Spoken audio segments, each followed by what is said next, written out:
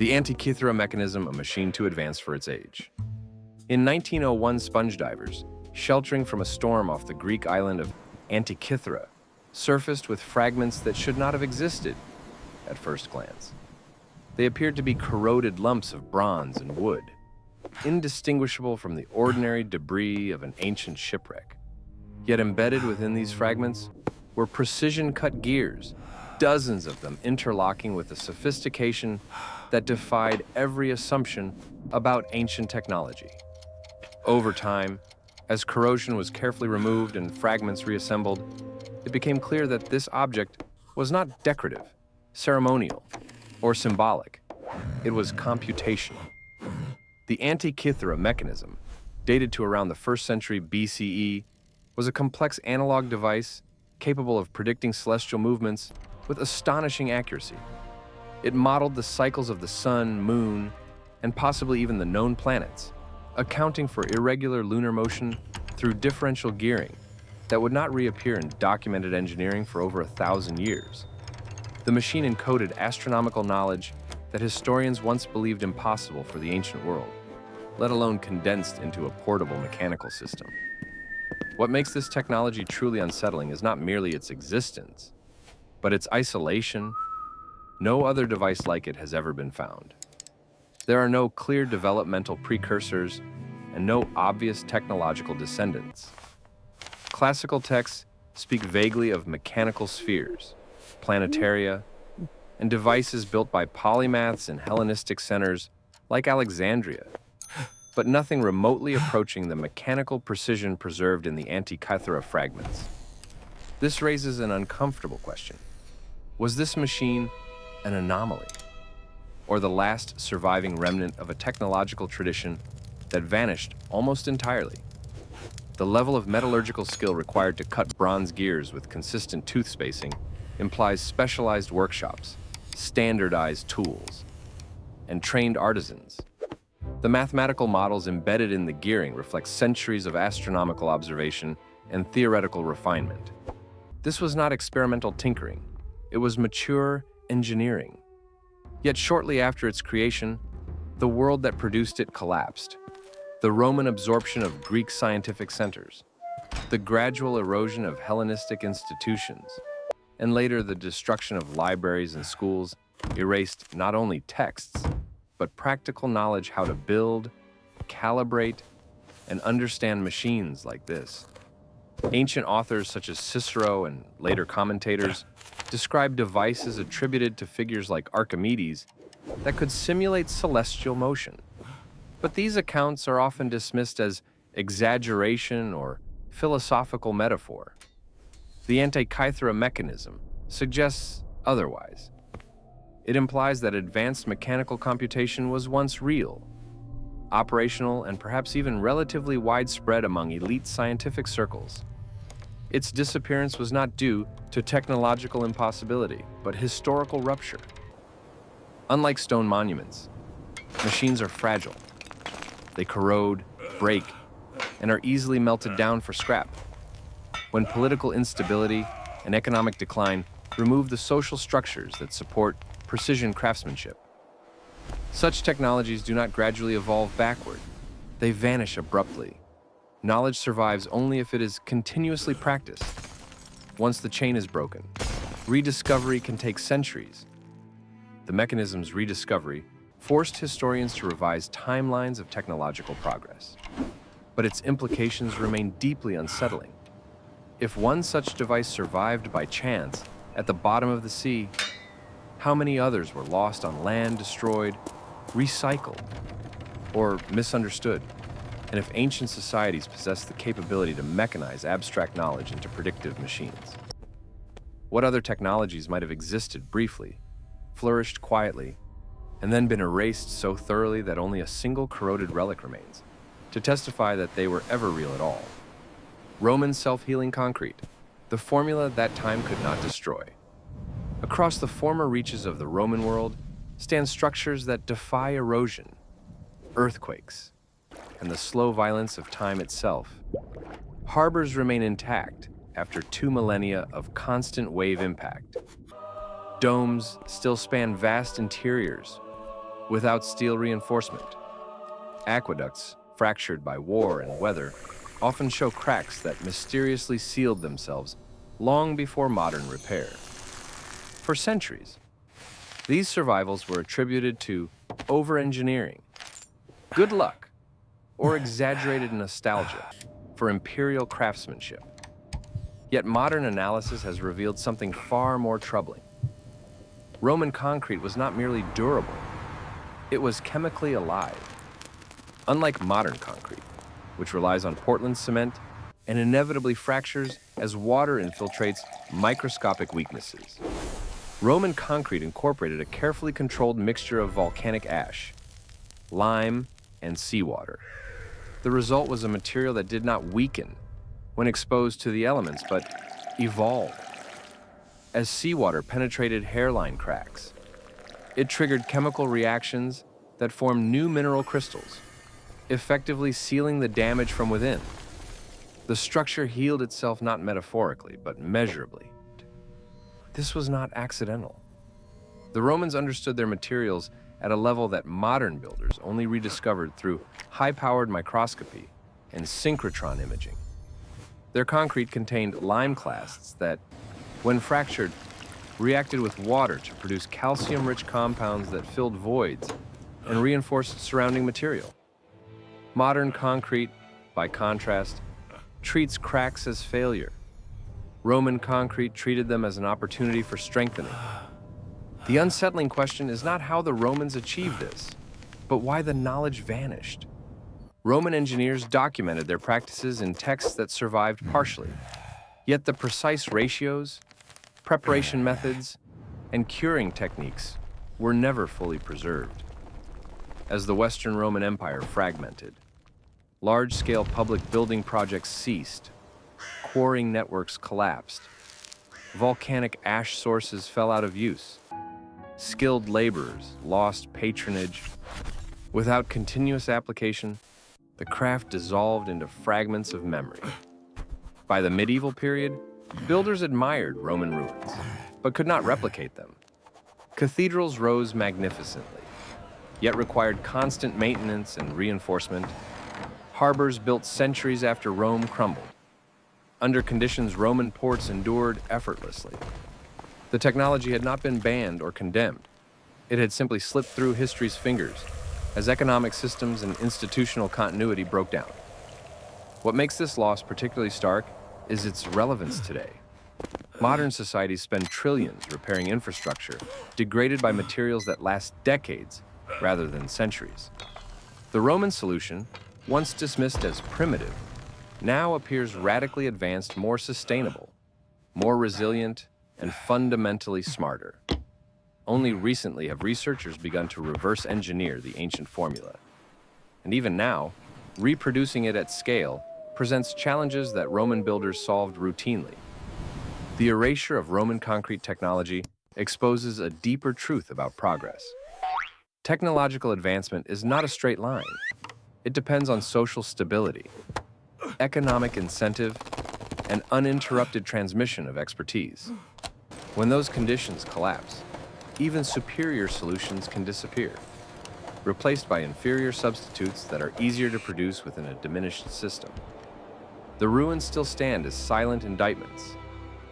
They are not relics of crude antiquity, but monuments to a level of material science that modern civilization inexplicably abandoned and only now struggles to reclaim.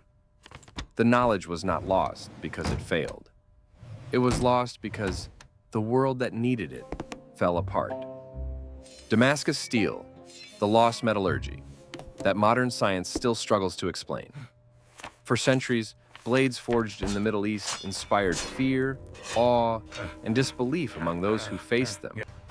Crusaders wrote of swords that could slice through armor, sever rifle barrels, and retain an edge sharper than anything produced in Europe. These weapons were not merely superior. They behaved as though governed by different physical laws. Their surfaces displayed flowing, watery patterns, organic, almost alive patterns that no ordinary forging technique could reproduce. This was Damascus steel, and its disappearance remains one of history's most troubling technological erasures. The steel itself was not mined in Damascus. The city functioned as a finishing and forging center, working with ingots known as Wootz steel, imported from India and Sri Lanka. These ingots contained a precise balance of carbon and trace elements, produced through a controlled crucible process that prevented oxidation and allowed carbon to dissolve evenly throughout the metal. When forged correctly, the steel formed internal microstructures bands of carbide crystals that granted it an extraordinary combination of hardness and flexibility. What distinguishes Damascus steel from later imitations is that its properties were not accidental. Modern metallurgical analysis has revealed nanoscale structures within surviving blades, including carbon nanotube-like formations and cementite nanowires. These features should not exist according to conventional historical timelines. Their formation requires temperature control, cooling rates, and material purity that imply a deep empirical understanding of metallurgy, one never formally documented, but clearly mastered. The forging process itself was guarded with extreme secrecy. Smiths passed techniques orally, often within families, using experiential knowledge rather than written formulae. The process depended on subtle cues, the color of heated metal, the sound it made under hammer, the way it resisted deformation. When trade routes shifted, when wars disrupted supply chains, and when colonial powers altered local industries, this fragile transmission chain snapped. By the 18th century, authentic Damascus steel had vanished. European metallurgists attempted to replicate it obsessively, failing again and again, even when using similar carbon content. The resulting steel lacked the distinctive patterns and performance. The problem was not effort, but missing variables. The precise ore composition was gone.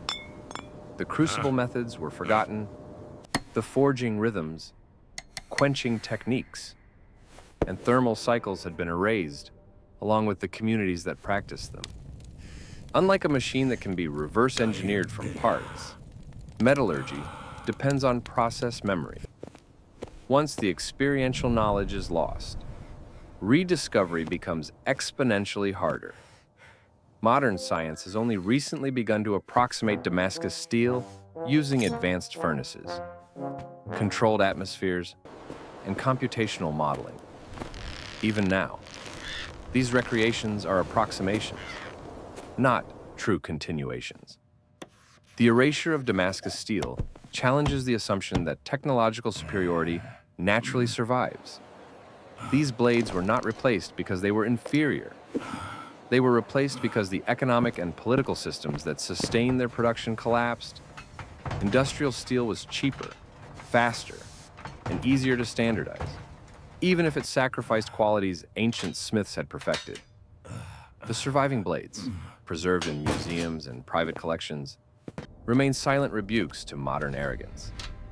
They demonstrate that pre-industrial societies could achieve material feats that still defy full explanation, and that progress can move sideways or backward when knowledge is allowed to vanish. Damascus steel was not lost to time.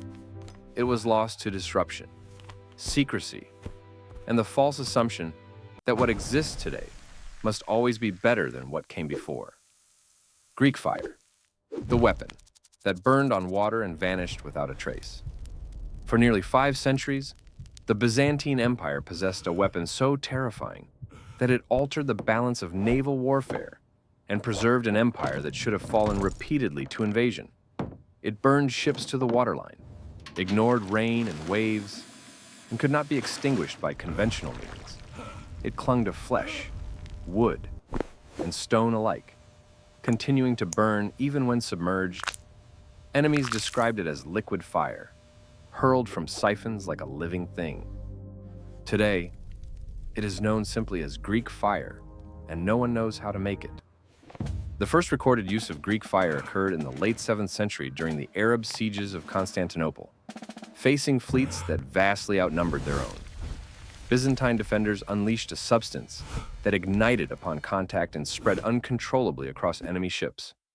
Water, the natural defense against flame at sea, only intensified the horror.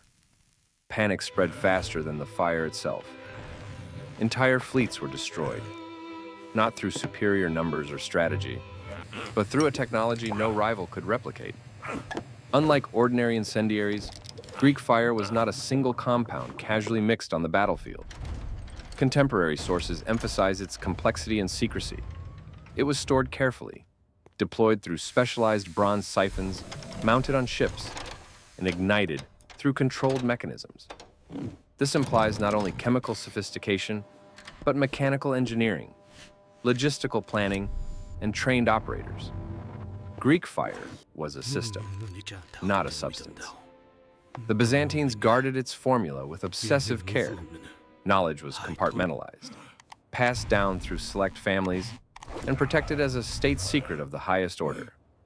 Even emperors were sometimes excluded from its full details. Foreigners who attempted to acquire it were misled with false recipes. Chroniclers record multiple failed attempts by rival states to reverse engineer the weapon, often resulting in useless or dangerously unstable imitations. What makes Greek fire especially disturbing is that it does not fit neatly into known medieval chemistry. Proposed ingredients range from petroleum derivatives to sulfur, quicklime, and resinous compounds. Some theories suggest chemical reactions that ignite upon contact with water, while others posit pressurized ignition systems. Yet none fully account for all reported properties. Whatever the true formula, it relied on materials and preparation methods that no longer exist in documented form. Its disappearance was sudden and total. By the 13th century, references to Greek fire become vague, symbolic, or retrospective. The Fourth Crusade's sack of Constantinople in 1204 devastated the city's infrastructure, workshops, and archives. Skilled artisans were killed, displaced, or absorbed into foreign courts without the institutional framework needed to sustain such a specialized technology. When the Byzantine state weakened, the knowledge collapsed with it. There was no gradual evolution into modern weapons, no line of descent into later incendiaries. Gunpowder, which arrived in Europe centuries later, followed an entirely different technological path. Greek fire did not become obsolete because it failed. It vanished because the civilization that maintained it fractured beyond repair. The loss exposes a fragile truth about advanced technologies dependent on secrecy. While secrecy protects against espionage, it also makes knowledge brittle. When a narrow group of specialists is destroyed, the technology dies with them. Greek fire was too dangerous to disseminate widely and too complex to survive oral transmission alone. Today, it exists only in frightened descriptions and fragmented manuscripts, its true nature sealed by time. Yet its impact is undeniable. For centuries, it reshaped warfare, deterred invasion, and sustained an empire against impossible odds. Its erasure was not the result of scientific progress, but of historical violence. Greek fire was not forgotten because it was crude. It was lost because it was too powerful to survive the collapse of the world that controlled it. The Baghdad battery evidence of ancient electricity, buried in plain sight. In the 1930s, during excavations near the ancient city of Ctesiphon outside modern Baghdad, archaeologists uncovered an unassuming collection of clay jars. They were modest in size, sealed with asphalt, and contained copper cylinders surrounding iron rods. At first, they were cataloged as ritual objects or storage vessels, their peculiar internal arrangement dismissed as symbolic or coincidental. It was only later, when engineers examined the configuration more closely, that an unsettling possibility emerged. These objects were structurally identical to galvanic cells, now known as the Baghdad battery. The artifacts date to the Parthian or early Sasanian period, roughly between 200 BCE and 250 CE, when replicas were filled with acidic solutions, such as vinegar or grape juice.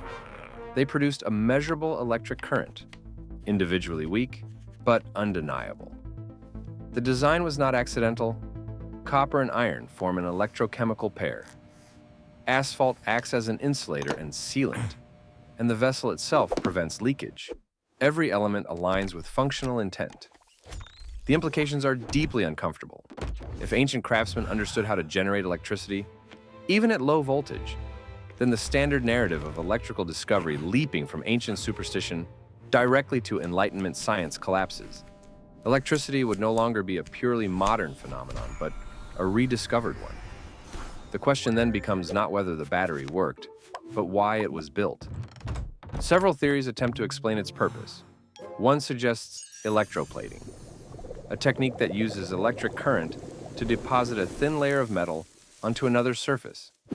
Ancient artifacts with unusually uniform gold coatings lend this theory credibility, as mechanical gilding methods struggle to achieve such consistency. Another hypothesis proposes medicinal or ritual uses, with electrical sensation interpreted as divine or curative. Others argue for symbolic or alchemical functions. Yet none of these explanations negate the central fact the device could generate electricity. Critics insist the battery interpretation is anachronistic, arguing that no wires, switches, or documented applications have been found. But this objection assumes that ancient technologies must mirror modern ones to be valid. Many early inventions operate within entirely different cultural frameworks, using materials and methods that leave little trace. Organic components decay. Wires made of plant fiber or thin metal corrode. Documentation, if it existed at all, was likely destroyed in the repeated sackings and reconstructions of Mesopotamian cities. What makes the Baghdad battery particularly troubling is how neatly it fits into a pattern of ancient knowledge, appearing isolated and then disappearing. Like the Antikythera Mechanism, it stands alone, an orphaned technology with no clear lineage. This isolation is often cited as evidence against its significance. Yet history repeatedly shows that fragile technologies vanish unless continuously reinforced by institutions and demand. Mesopotamia endured centuries of warfare, regime change, and cultural upheaval. Libraries were burned, crafts were interrupted, specialized knowledge was lost as artisans were displaced or killed. If electrical techniques existed only within a narrow professional class, their extinction would have been swift and total. No gradual decline. No record of failure, just silence. Modern discomfort with the Baghdad battery stems less from the object itself and more from what it suggests that ancient societies experimented with forces we assume they could not understand.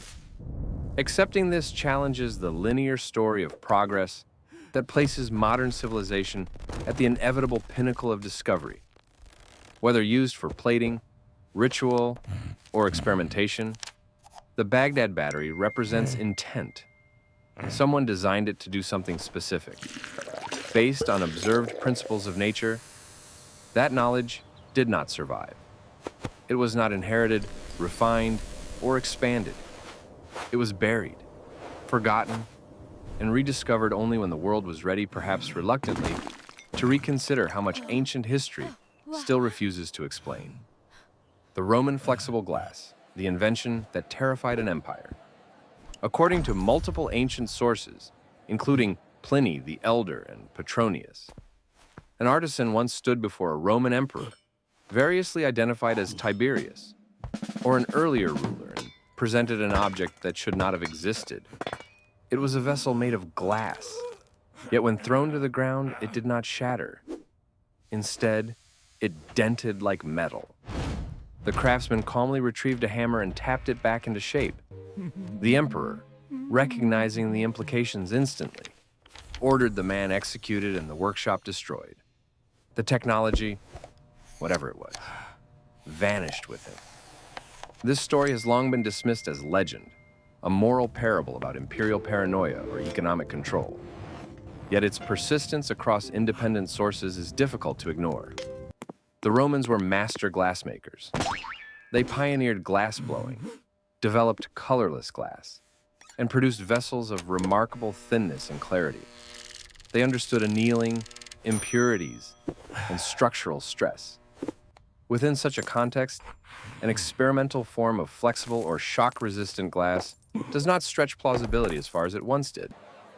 The emperor's fear, as recorded, was not of the invention itself, but of its economic consequences.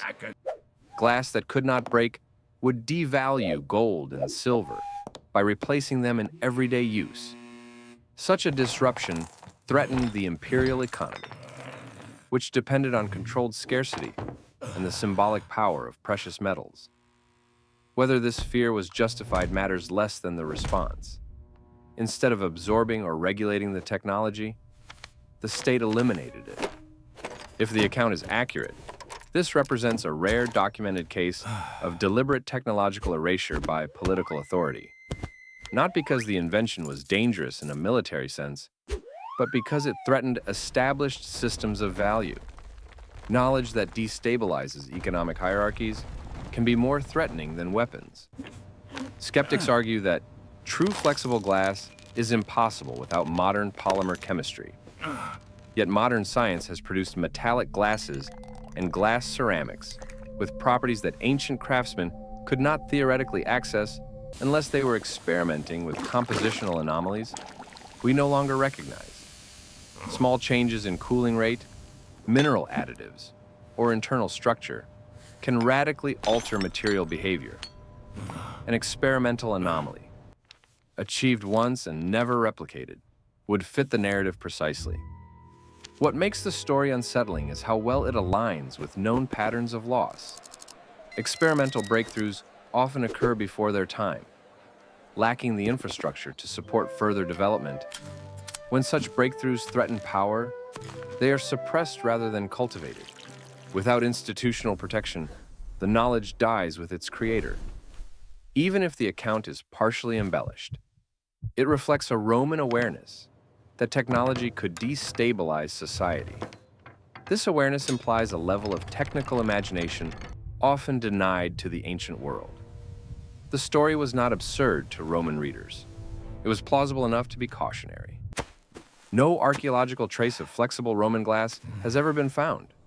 But the absence of evidence is not evidence of absence when dealing with fragile materials and isolated production. If a single artisan held the knowledge, its extinction would be absolute. The tale endures because it exposes an uncomfortable possibility that history is not merely a record of what was discovered, but also of what was actively destroyed. Roman flexible glass, whether literal or symbolic, represents the thin line between innovation and erasure, and how easily one can become the other when power feels threatened by progress. The Viking Sunstone navigational technology lost to myth. For centuries, Viking seafarers crossed the North Atlantic with a confidence that baffled later historians. They navigated open ocean routes from Scandinavia to Iceland, Greenland, and North America, often under skies where the sun was obscured for days by fog, storms, or polar twilight. Traditional explanations credited intuition, superstition, or extraordinary luck. Yet medieval texts hint at a device that modern science once dismissed as legend the Sunstone. The Icelandic sagas describe a crystal that could locate the position of the sun even when it was hidden behind clouds or below the horizon. For generations, this account was treated as metaphor or mythological embellishment. No such instrument appeared in ship inventories. No diagrams survived. Navigation, historians insisted, required clear skies. The Vikings must have relied on coastal landmarks and seasonal patterns alone. This explanation failed to account for voyages conducted far beyond sight of land, in conditions where celestial navigation should have been impossible. The Sunstone theory resurfaced only when physicists began studying the optical properties of certain crystals, particularly Iceland spar, a transparent form of calcite abundant in the Nordic world. This crystal exhibits double refraction, splitting incoming light into two polarized images. Under specific conditions, it can reveal the polarization pattern of the sky, an invisible map created by sunlight scattering through the atmosphere. Even when the sun itself is hidden, this pattern remains detectable. Experiments demonstrated that by rotating such a crystal and observing changes in light intensity, it is possible to determine the sun's position with remarkable accuracy, even during twilight or heavy overcast. This was not theoretical speculation. Modern reconstructions confirmed that trained users could locate the sun within a few degrees sufficient for long-distance navigation across open water. What makes this technology extraordinary is not its complexity, but its subtlety. It required no moving parts, no written calculations, and no instruments recognizable as scientific by later standards. Its operation depended on trained perception and experiential knowledge rather than explicit measurement. This made it highly effective and extremely vulnerable to loss. When Viking maritime culture declined and long-distance Norse exploration ended, the practical knowledge of using the sunstone vanished with it. Later navigators adopted magnetic compasses and astronomical instruments that relied on different principles. The sunstone left no institutional legacy. Without continuous practice, its function became unintelligible, surviving only as a half-understood reference in sagas copied centuries after the technology itself was gone.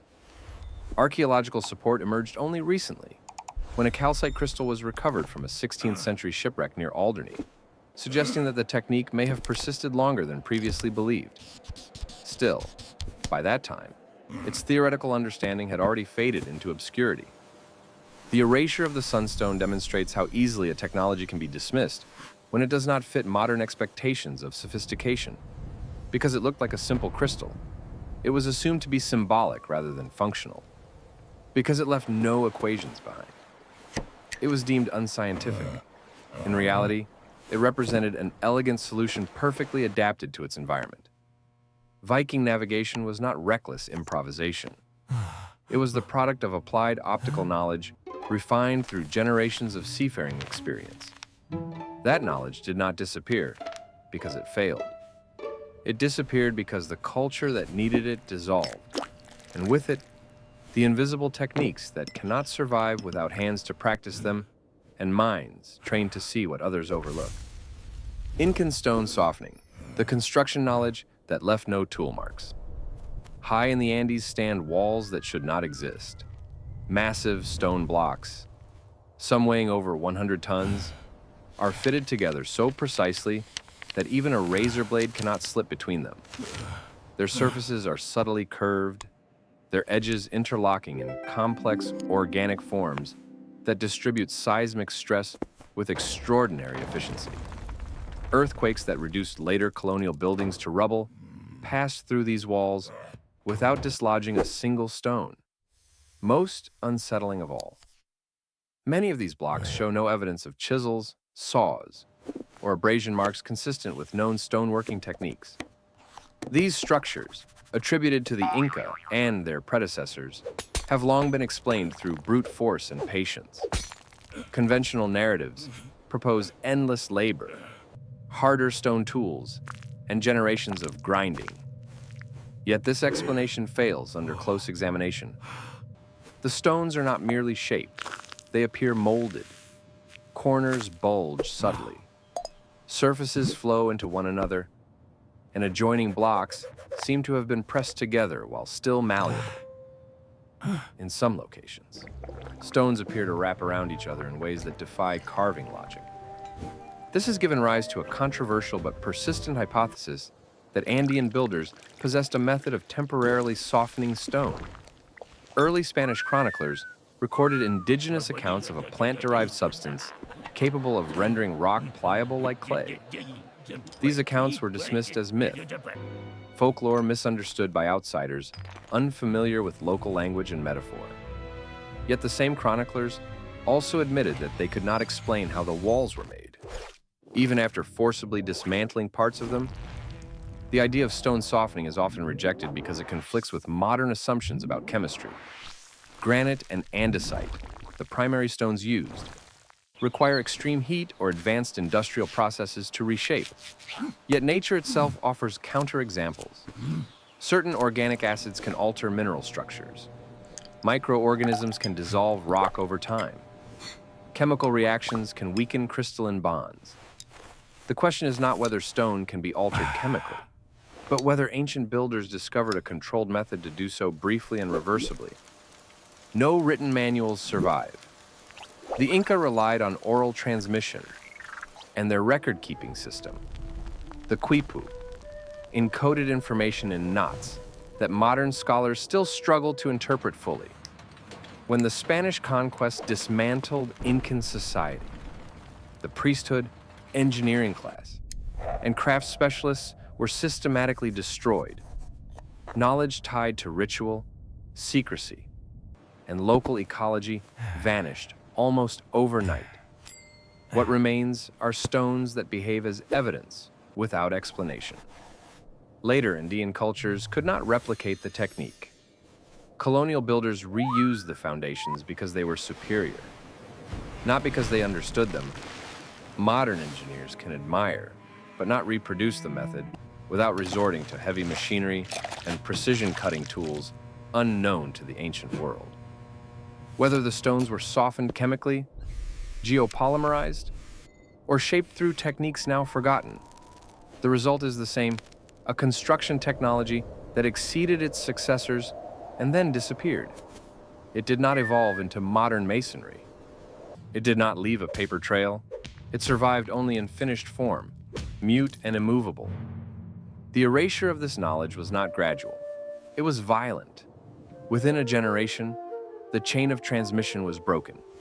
The Andes became a landscape of monuments, whose creation could no longer be explained by those who lived among them. These walls are not mysteries because we lack imagination. They are mysteries because the people who knew the answers were erased, leaving behind stone that still refuses to tell how it was ever persuaded to move at all. The aeolipile and lost ancient steam power. In the 1st century CE, in the city of Alexandria, a device was described that should have changed the course of human history. It consisted of a hollow sphere mounted on pivots, with bent nozzles protruding from its surface. When water inside the sphere was heated, steam escaped through the nozzles, causing the sphere to spin. This device, recorded by Hero of Alexandria, is known as the aeolipile.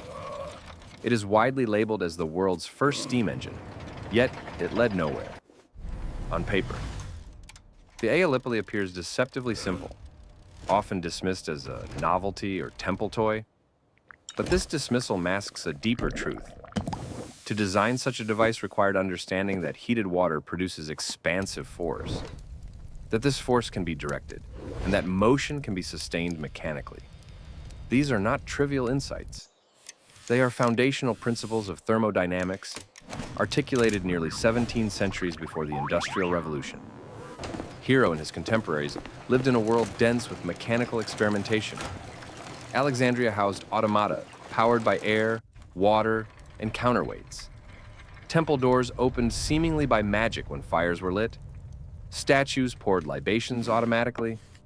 These devices were not myths. They were documented, functional, and based on rigorous mechanical principles. The aeolipile was part of this tradition, not an isolated curiosity. The deeper question is why steam power stopped there. Why was it not scaled, refined, or applied to labor? The answer lies not in technical inability, but in social structure. The ancient Mediterranean economy relied heavily on slave labor. Energy was abundant, cheap, and human. There was no economic pressure to replace muscle with machines. Innovation existed, but incentive did not. When the Roman Empire absorbed the Hellenistic world, it preserved spectacle while neglecting experimentation. Devices became demonstrations of intellectual prowess rather than tools for transformation. As institutions supporting scientific inquiry weakened, mechanical knowledge was fragmented. Texts survived in the partial copies. Workshops disappeared. The line between plaything and prototype was never crossed again. As centuries passed, the understanding of steam as a usable power source faded. Medieval engineers rediscovered water wheels and windmills, yet steam remained unexploited. not because it was unknown, but because the chain of experimentation had been severed. Knowledge without continuity stagnates, then evaporates. The Industrial Revolution did not build upon ancient steam power.